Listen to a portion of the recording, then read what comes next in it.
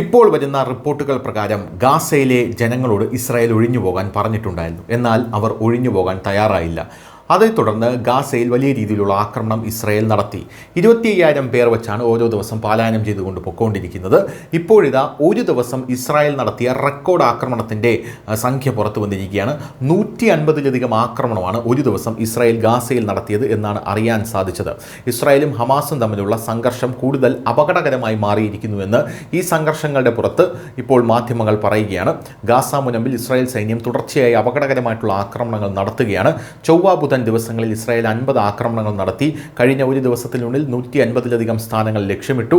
ആക്രമണങ്ങൾ കാരണം ഗാസയിലെ പൗരന്മാർക്കിടയിൽ വളരെയധികം ഭയം നിലനിൽക്കുന്നുണ്ട്.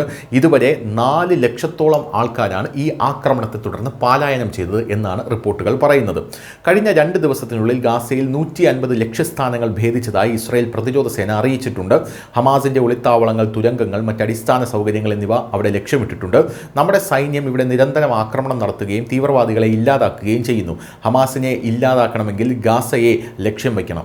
ബന്ദികളെ മോചിപ്പിക്കാനും ഹമാസിനെ ഇല്ലാതാക്കാനും സൈന്യം പൂർണ്ണ ശക്തിയോടെ പോരാടുകയാണെന്ന് ഇസ്രായേൽ പ്രതിരോധ മന്ത്രി ഇസ്രായേൽ കാറ്റ്സ് പറഞ്ഞു. നമ്മുടെ ലക്ഷ്യം കൈവരിക്കുന്നതുവരെ സൈന്യം പിൻവാങ്ങില്ല എന്നും അദ്ദേഹം പറയുന്നുണ്ട്.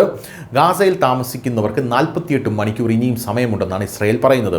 ആക്രമണങ്ങളുടെ വർധനവ് ഗാസയിൽ മാനുഷിക പ്രതിസന്ധി ഉണ്ടാക്കിയിരിക്കുകയാണ്.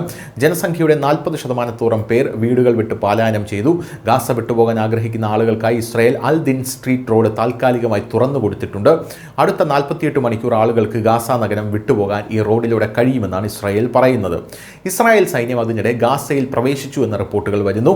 ഗാസയിലെ ആക്രമണങ്ങളെക്കുറിച്ച് അന്താരാഷ്ട്ര വിമർശനങ്ങൾ ശക്തമായിട്ടും ഇസ്രായേൽ അവിടെ ആക്രമണം തുടരുകയാണ്. മാധ്യമ റിപ്പോർട്ടുകൾ പ്രകാരം ഇസ്രായേൽ സൈന്യം ഗാസയിൽ പതുക്കെ മുന്നേറുകയാണ്.